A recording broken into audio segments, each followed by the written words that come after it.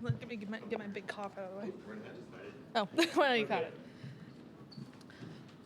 All right, everybody good to go? Good. Awesome. Well, here with our most recent LPGA Tour winner, Gaby López, in the press room at the Kroger Queen City Championship presented by P&G. Gaby, what a win. What a moment. I'd never seen a Gaby roar in person, so that was pretty cool on 18. But just walk me through Sunday and the emotions of getting that first win since 2020. Yeah, very exciting to be able to finally kind of close it out. I was just talking to my agent, Jay, and Ben about how tough it has been for me to see all this hard work of, hours of training and practice, and actually kind of seeing myself do things that I didn't do before, like hitting much more consistent iron shots over the year.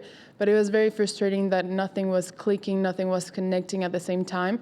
So I just deep down believed that the best years of my golf are just getting to the surface. And deep down, I believe that. Not sure when or how far or how long it's gonna take me or how far I'm gonna get, but I just deep down believe that that's what I feel. And it looked like it on Sunday. I mean, tying your career low round on the LPGA Tour with that really impressive day. What was your mindset ahead of that final round? I mean, it obviously knew you had to go low, but what were you thinking? Right. I knew I had to go really low to have a chance. I mean, I was just hoping for a chance. But what was I thinking? I was just trying to repeat what I've been doing the last 3 days or 5 days. We changed something in my routine, which kind of gave me more freedom, kind of gave me more, just more consistently mentally playing. So yeah, I think that my mindset for Sunday was, I know I have to go low, but at the same time, I can't get ahead. I can't rush it. You can't really chase golf. You can't chase birdies. You really have to let them come, because when they come, sometimes they come in a big package. And they did on 18. I mean, had to make an 18, 20-footer up the hill, breaking pretty hard. Just walk me through that last putt. Yeah, we actually had a great shot into 2.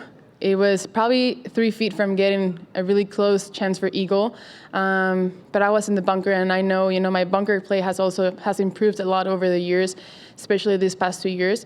So I was comfortable there. We got up and down from a lot of bunkers during the week, so not very too worried. But when I was standing on the bunker, I saw 2 balls.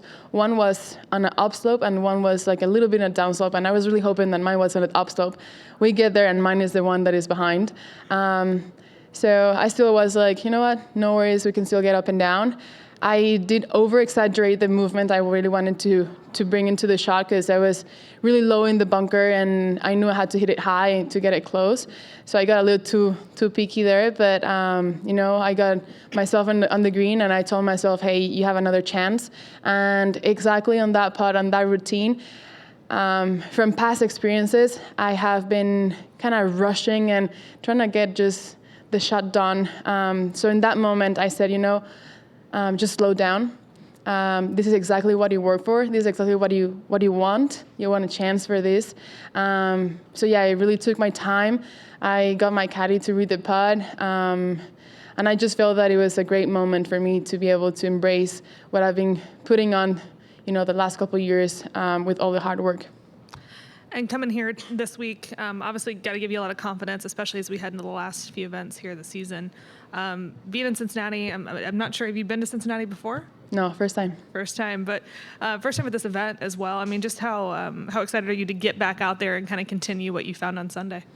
Yeah, I'm really excited to kind of keep the momentum. I feel that, having a brand new tournament just brings more energy and more excitement to the tour. You never know what's, the course going to be like, but what I've seen out here, it looks like a great golf course with amazing conditions. The clubhouse is amazing. Just the great company that is behind Kroger, and all the other sponsors that are putting all the effort, time, money, interest in supporting women's golf. It just means the world to us, and honestly, it's just really exciting to be able to be back and just compete for the first time in Cincinnati. Back for the first time in 33 years. Just going to turn it over to the room here. And if you're on the Zoom, just let me know in the chat if you have a question, and we'll call on you. But for now, Steve? Gabby, you spoke openly about the mindset and your change in mindset to get you over the hump. What mindset now do you take in to try to reset for this week? It's been hard being able to reset, kind of cool myself down, because as you can see, I'm a very fiery player out there. I really have a hard time to calm myself in the golf course because I know I get pumped up. I have this Latino fire that sometimes it's a great thing and sometimes just gets me a little bit off. But yeah, I've had terrible past 2 nights. Really, very exciting. But I talked to my psychologist, I talked to my coach today, and I'm ready to start from zero. Because at the end of the day, it's a brand new tournament. It's another opportunity, and we all start from zero. But I do have this backpack of confidence that brings me on, and it doesn't have to be perfect. The conditions will not have to be perfect for us to play a great tournament, to pull out that 8 under through those kind of foggy, kind of misty and like rainy conditions, which certainly it wasn't comfortable, but just embracing that, whatever is inside of me is more important than whatever is outside. And you mentioned the ball striking, particularly with your irons. From an outsider's perspective, it appears as though the driver has been one of the biggest changes. Is that wrong? No, but I think that also, for the past 2 years, my driver has been like really, really good, has been long and has been straight. But this year in particular, yes, my driver has been off.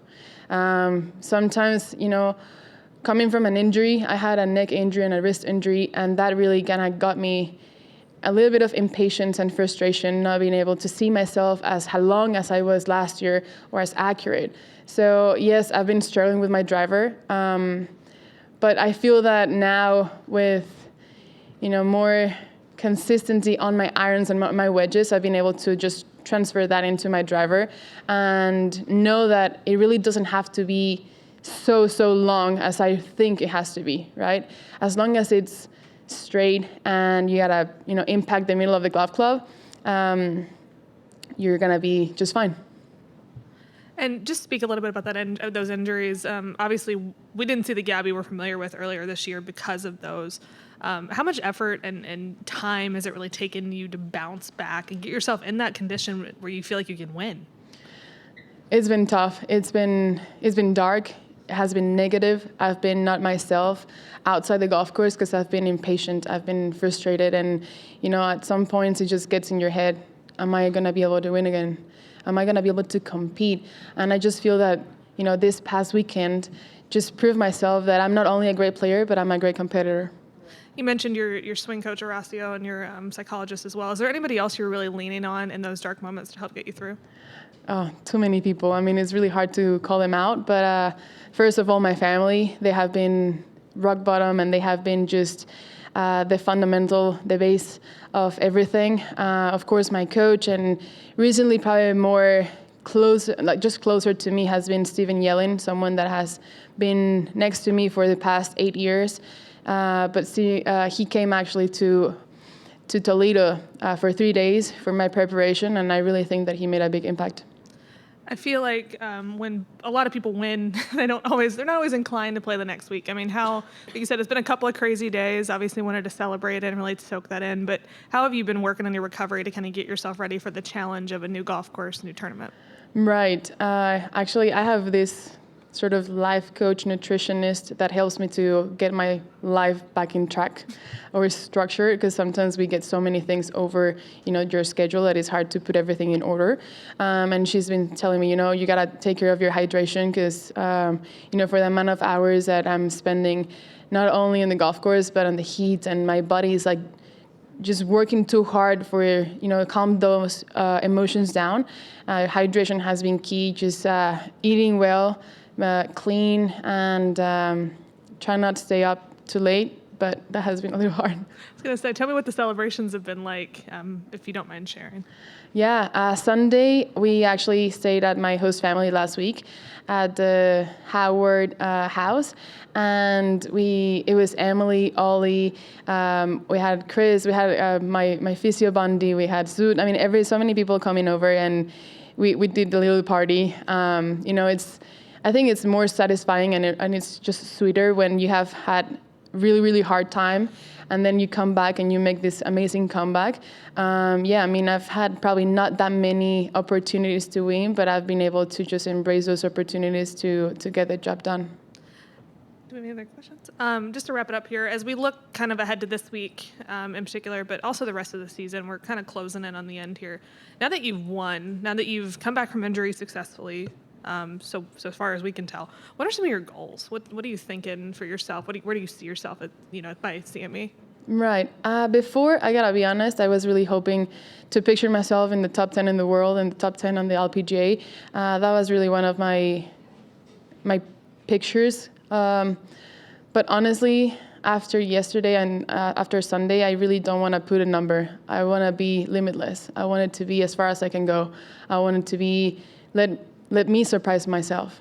And I feel that that's, it's interesting because I do believe very firmly in what I feel, in what I've seen, in all the hard work that I've put in behind. So I'm just not going to limit myself. Perfect. I think we'll wrap it up there. Good luck this week. Enjoy Cincinnati, and we'll see you out there. Thank you, guys.